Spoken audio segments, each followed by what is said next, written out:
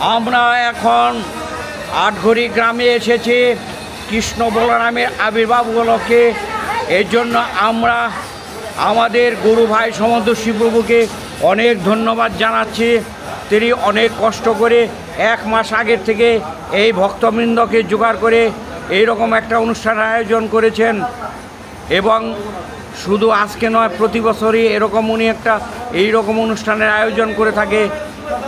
এর জন্য তাকে আমরা অনেক ধন্যবাদ জানাচ্ছি।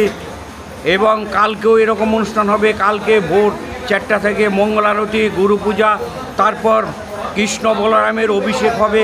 আপনারা সবাই এই অভিষেক অনুষ্ঠানে আসবেন এবং অভিষেক দর্শন করবেন। তারপর মহাপ্রসাদ আস্বাদন করবেন।